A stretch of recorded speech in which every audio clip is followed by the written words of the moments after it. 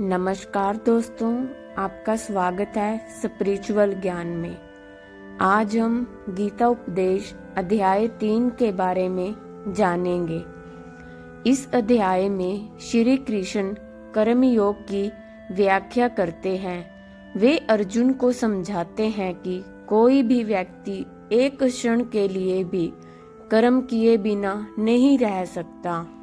अपने स्वभावगत गुणों से बंधे हुए सभी प्राणी हमेशा किसी न किसी कार्य में लगे रहते हैं। श्रेष्ठ वे लोग हैं जो कर्म योग का अभ्यास करते हैं और बाह्य रूप से अपने उत्तरदायित्वों को पूरा करने के लिए लगन से काम करते रहते हैं, लेकिन आंतरिक रूप से वे उनसे अनासक्त रहते हैं। हालांकि पाखंडी लोग बाह्य रूप से त्याग प्रदर्शित करते हैं, लेकिन आंतरिक रूप से अपनी इंद्रियों के विषयों में लगे रहते हैं। श्री कृष्ण जी कहते हैं कि सभी जीव भगवान की रचना का अभिन्न अंग हैं और उन्हें अपनी भूमिकाएं और जिम्मेदारियां निभानी होती हैं। वेदों में स्वर्ग के देवताओं को प्रसन्न करने के लिए यज्ञ करने का निर्देश दिया गया है, जो बदले में भौतिक लाभ प्रदान करते हैं। इन यज्ञों से वर्षा होती है, जो पृथ्वी पर जीवन के निर्वाह के लिए उत्पादन में सहायता करती है। जो लोग केवल अपनी इंद्रियों की सुख के लिए जीते हैं और इस चक्कर में अपनी जिम्मेदारी स्वीकार नहीं करते हैं, वे पापी हैं और व्यर्थ जी रहे हैं।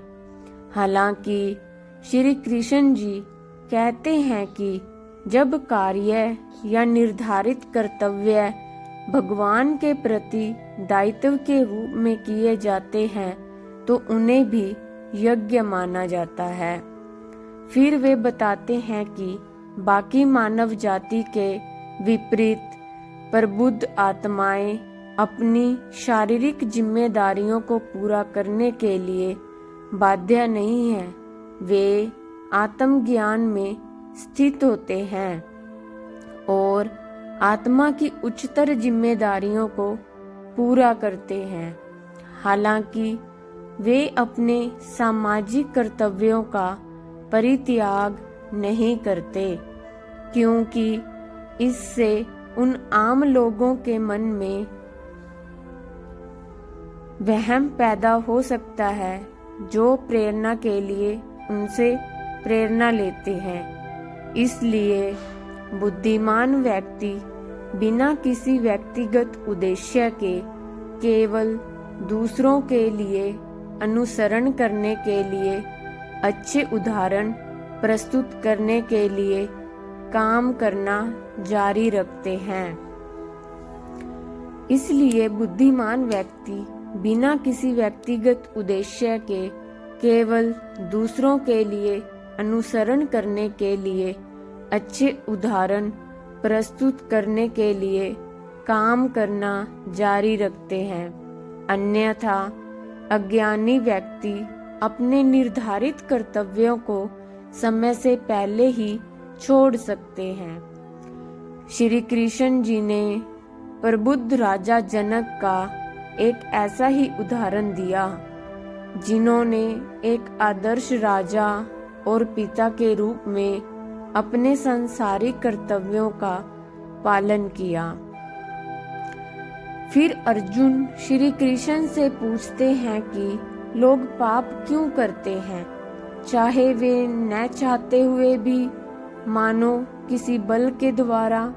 भगवान कृष्ण समझाते हैं कि केवल वासना ही पापी सर्वभक्षी शत्रु है।